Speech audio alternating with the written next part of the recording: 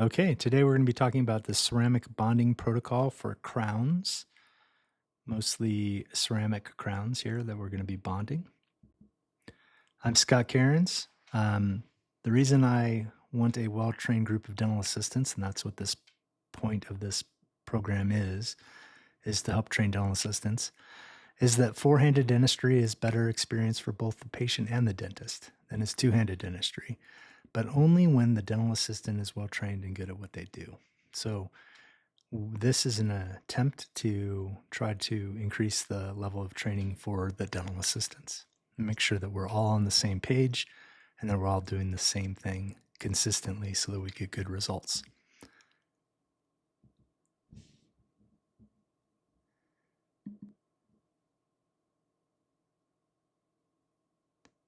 So why do we bond ceramic restorations? There's two reasons. One is to seal the margin, and the other is to retain the restoration. So sealing the margin means that we don't want any leakage, any bacteria to get underneath in between the interface between the restoration, the crown, and the natural tooth. Retaining the restoration means that we don't want it to come off. So bonding is the best of both worlds when we can bond to enamel specifically.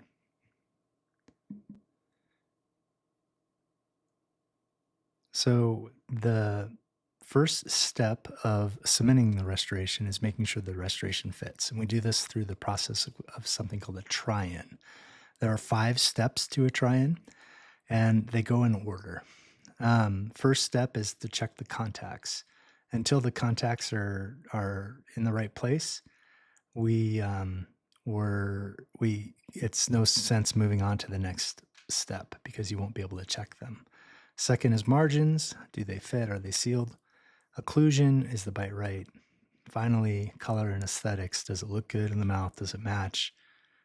Finally, after that would be to remove the sprue and then to polish the crown. So here we're talking about the contacts. By far the easiest, well, it's not the easiest, but it's the most consistent way to remove any excess contact, anything that's a little too tight, would be to use a Brasseler or a Softflex blue disc, a coarse disc that can remove some of the porcelain, but it's flexible, so it will maintain the contour of the tooth. It won't change a well-contoured contact into a flat contact like a diamond would. And at the same time, it sort of polishes at the same time. So that's a nice instrument to use, and it's the preferred instrument to be doing. That's what I use every time. You want to be able to pass the floss through the contact with resistance. It should kind of snap through. It shouldn't be so hard that you have to seesaw your way through the contact or that it snaps so vigorously that it just jams itself into the gingiva. That means your contact is too tight. So you want to go slow and steady with this. You want to be nice and consistent. So you're going to check your margins with an Explorer, and then after you have checked your contacts and your with that Explorer, and it seems good, you're going to take an X-ray. So I put a couple pre-seat X-rays up on the screen here so that you can look at it. They should look closed. It shouldn't look like there's a gap. If it looks like there's a gap, then you don't have it down all the way. So keep problem solving if that happens. If you just absolutely can't get it, then you need to get help or you need to start over. The next step is occlusion. So now you've verified that the margin, you've checked the contacts. It's going to place. The contacts are nice. They're present. I didn't mention that earlier. You don't have no contact. That's just as bad as having too heavy a contact. So there is a present contact that snaps floss. Your margin is sealed. Now it's time to start working on the occlusion. So the most important part here is to start with a dry field. If you try to check the occlusion and it's moist or wet, you're not going to be able to see everything. A tip here is to look at the adjacent teeth first without the potential interference of the new restoration. So what you want to do is without the crown, you want to have them bite on some paper on dry teeth and then look at those marks. Kind of get it in your mind's eye. Where are those marks? How intense are the marks? And now wipe them off with the blue paper or with a cotton 2x2, put in your restoration and have them bite again.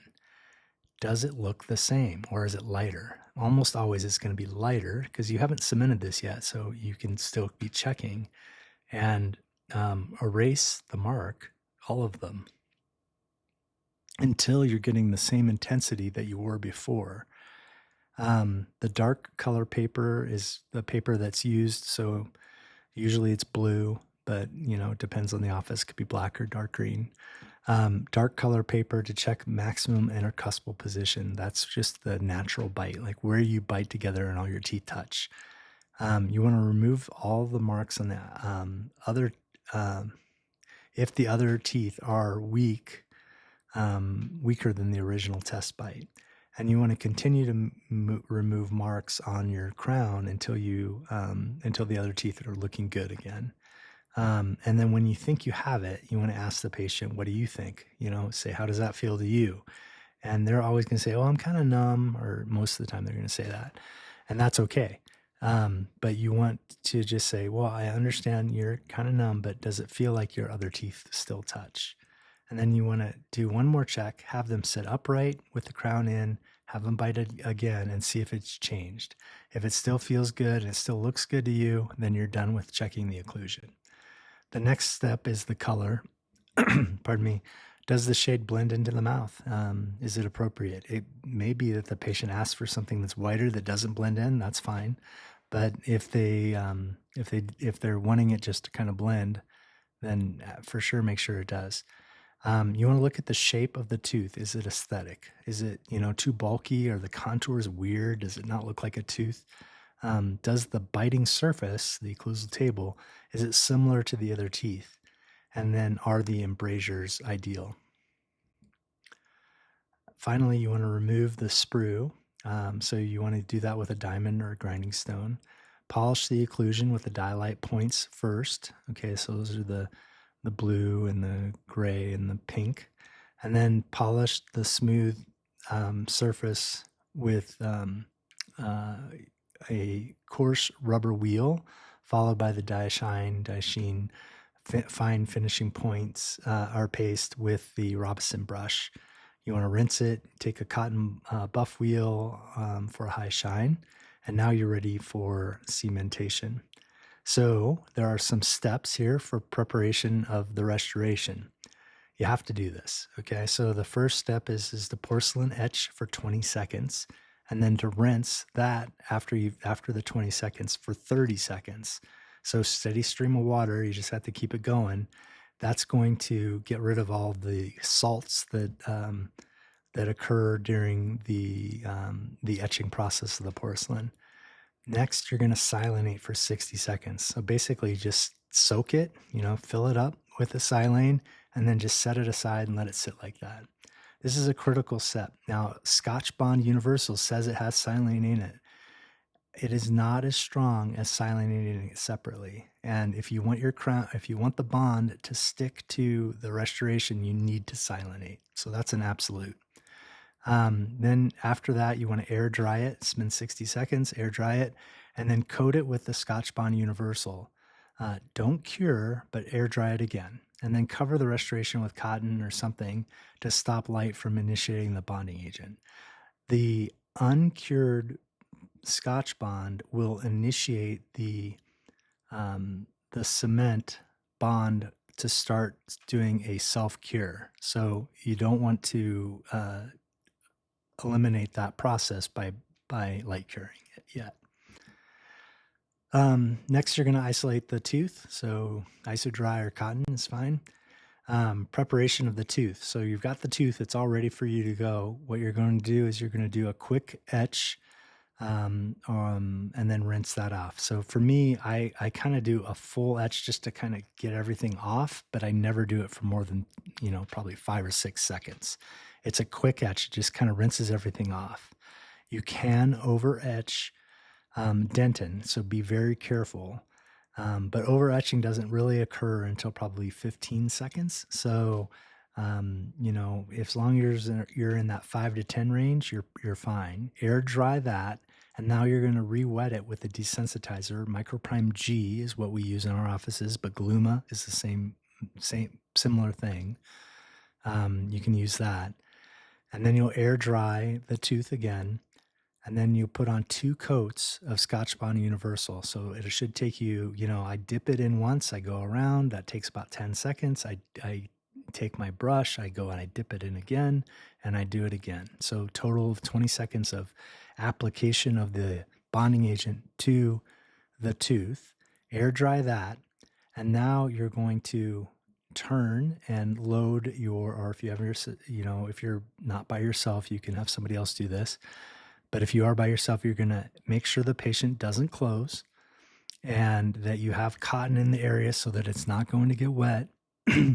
You're going to load your restoration with the RelyX Ultimate. Okay. So this is a picture of overloading. Okay. So a lot of people, and then that's a light body impression material, it's a really vivid color. It's easier to see than if I used RelyX here for photographs. But a lot of people think that they should just load it up, fill it up to the top.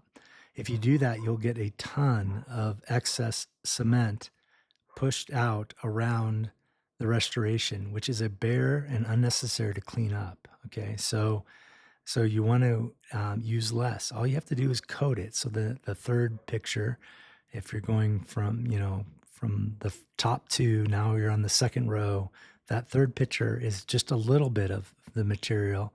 And now the next 2 pictures, you'll see it still extrudes out. You'll still get a little bit out, even with a lot less. And the ultimate thing is I took out what was on the tooth. That's the final picture. That shows you that, heavy or light, it still spreads out. You don't need a lot of material. And there's another problem with using too much cement. So the cement is a liquid, and liquids have something called hydrostatic pressure. So if you start to push against liquids, it can prevent the crown from actually seating all the way. So there'll be a slight gap, and that'll look like an open margin. So the incentive is to have the right amount of cement. It's easier on the cleanup, but it also makes sure that your restoration goes to seat completely.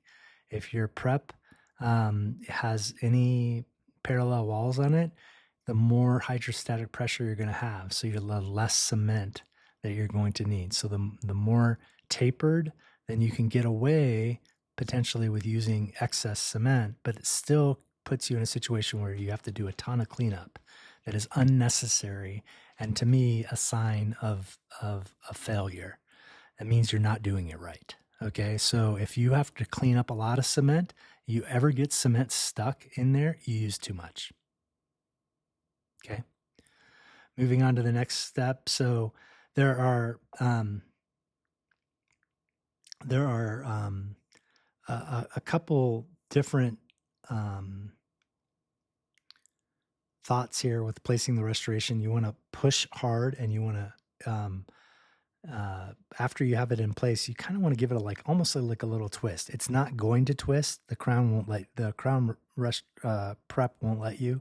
But if you do a little twist, it makes sure that it didn't get bound up somewhere. And then there are 2 schools of thought on how to remove the excess cement. So one is to wipe it away, okay, and before it sets up. And intuitively, that sounds great. It's got a chemistry problem. The chemistry problem is composite has this layer that is exposed to oxygen. Okay, we call it an air inhibited layer, or oxygen inhibited layer. And if you light cure that without it being covered, it doesn't fully cure on the outside, okay, no matter what. And now you're going to have this you'll get some pitting and some washing away of the cement that was exposed. So I don't like that. There's a way around it. if that's the way that you want to do it, you have to clean off all the cement and then you put on glycerin. So that's what that is a picture of. Ultragen has a product you can buy just straight glycerin and paint it on the margins and then do your cure. And then there is no oxygen that's inhibiting it and it will cure completely. But without that, there's another alternative, and that's called a tack cure. And then you remove the cement. Okay, so the tack cure initiates the cement setup and bonds it just enough that the air inhibited layer is going to be taken off. Okay, so that there's a little excess, and you tack it. So a tack is with our Valo lights is really just on off. Okay, literally that fast, on off. It's not 1/1000, 1 Mississippi. It's none of that. It's not 1 second. It's 1 fraction of a second, on off on the buccal and on the lingual, making sure that you keep firm pressure on it. And now the cement will have like a gel state, and you can take an Explorer, I prefer an IPC, and remove just that really delicately. And you don't need a lot of force at this stage. Just move the little strip that's come out. That'll take away the air inhibited layer. It'll take away the excess cement, and now you can do a final cure. I'm sorry. Now you're going, after you've removed the process of removing the excess cement, you want to floss first. Okay. You also want to and then you peel the bead of composite off, and then you remove the cord, and now finally you're ready to do your final cure of 20 seconds. Okay. And then you'll take a final seat x-ray, bite wing without any excess cement. It has to be present. If cement is visible, remove with an IPC and take another x-ray until you have it all removed. Don't stop taking x-rays until you can prove that all the cement is off. And it's not good enough to say, hey doc, I got it. Okay. The doctor comes in, she wants to see an x-ray that doesn't have any cement on it. So keep doing it until you get it. Okay. Then you're going to double check the bite. So again, dry field, blue and black for maximum intercuspation. Red, if we have it, would be the right way to check excursive movements. So have them move side to side, forward, back, and double check with the patient that everything's okay. Now the doctor will come in. The DA wants to make sure that everything looks good. So this is what you need to have. You need to have a piece of articulating paper out on the holder on the instrument tray. You want to have a dry, brand new, not been used, 2x2 on the instrument tray. Have a piece of floss on the instrument tray. Have a diamond in the high speed that's on the hose, ready to go if needed, and have a bite wing x-ray on the screen that shows no cement is present. The doctor is going to double check your bite. If they're happy with it, they hopefully won't have to touch any of that stuff or any of the, the handpiece or anything like that. But if they're not, they have it available for them, and that's super efficient so that they can get in, they can check it, and then they can get the patient dismissed. All right, some little tips and tricks for doing multiple teeth. You want to try in all the teeth at once, assuming that they're all kind of adjacent to each other. If they're all over the place, it's different, but I'm talking about multiple teeth in a row. Try in the teeth at once and get an x-ray showing them seated. Do not give up. This can be hard, okay? So you want to, keep making adjustments to the contacts until they all seat. Only attempt cementing 2 teeth at a time. So if you're doing 6 anterior teeth, don't try to do all 6 at once or do 4 at once. Just do 2. You have to make sure that no bond or cement gets in the other preps. The way I like to do that is I like to, when you're going to go in, let's say you're going to put in 8 and 9, but you've prepped 6 through 11, I want you to put the crown on 7 and 10 and then bond on 8 and 9. And then during the process of cleaning everything up, just take 7 and 10 off. That way, no cement or no bond will have gotten onto the restoration. If you get cement or bond into the restoration, the crown won't seat anymore. and it's impossible, it's not 100% impossible. It's really hard to get it off and get the crown to seat again. So just an ounce of prevention is worth a pound of cure here. All right. Failures. We're going to talk about several failures here. There are 6 kind of failures that I could think of. One is the occlusion is too high. Number 2 is open margins. And these are kind of in order, I think, of most likely to least likely. Excess cement left behind or caught in the contact. A void in the restoration where there wasn't enough cement. The crown breaks, or the patient aspirates and swallows or gets in their lung, the restoration. So we're going to go over each one of those. Number 1 failure is occlusion is too high. That's the most common one. So you want to check it laying down and check it sitting up. You want to make sure, we already kind of went over these, but we want to make sure that you're checking it dry. Follow the protocol. Understand what good looks like before you start to try to cement it. That's at the x-ray I showed where they look like they're basically cemented, but there's a little spot where you can see there isn't cement. You want to check interferences on side to side and forward and back movements. And numb people are just hard, they don't bite right. People try to help you. You ask them to bite and they bite on their front teeth instead of their back teeth. So, just be patient with people, be on the lookout for problems, and you should be able to solve this. Next would be open margins. So, what I say here is, start with a good image. The imaging of the restoration of the prep, is the most important step. So I put up this picture of the same prep, one imaged where it kind of looks okay. But if you look on the distal there's a big flap of gum tissue that's folded over. Compare it to the other tooth on the right side. The other image on the right side. The tooth hasn't been touched in between these. Only thing that was done is cord was placed differently than it was placed on the first time. And you can see that the gum tissue was pushed away. And now you can see clearly all the different margin, the whole margin. If you tried to make that first crown, you're going to end up with an open margin. You're going to end up with a ledge, of a tooth ledge, not a restoration ledge. So, and then there's another problem that you may be able to see. There's like a little tiny tissue tag that's holding over one part of the margin on the mesiolingual part of the margin on that first image. That was also taken away on the second one. Not physically taken away, but pushed away with the cord. So everything starts with good image. The old adage of garbage in, garbage out, meaning if you give CEREC bad information, which is what the first image is, you're going to get a bad restoration.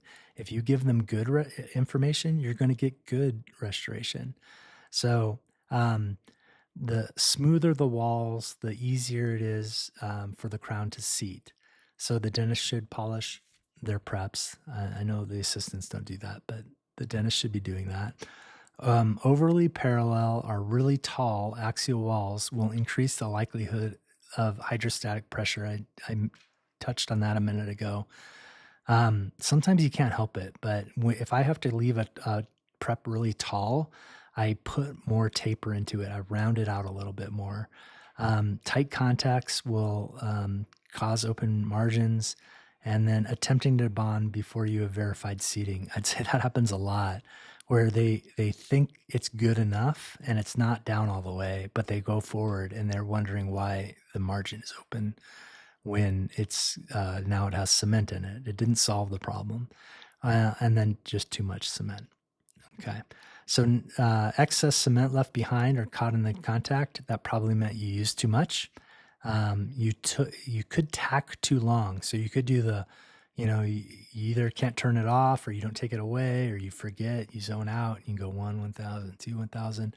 If you got that far, you're in trouble. The doctor's going to have to cut out that cement. And you could possibly wait too long to clean up after a tack cure. Okay, so just be aware of those and try to do a good job. There could be voids, so that could be uneven coating of the intaglio surface of the restoration, the inside of the crown. I use the tip of the Rely X extruding tip, the mixing tip, and I put that in there and I use that to paint up all the edges. So I put a little bit in there and then I paint it around all the walls, and then I put a little bead on the margin itself. If there's large undercuts or over milling areas, then you need some more cement. If there's a big over milling area, that could cause it as well. So be careful of that. If you notice there's a lot of overmill, then you should probably use a little bit more cement. I skipped one, which was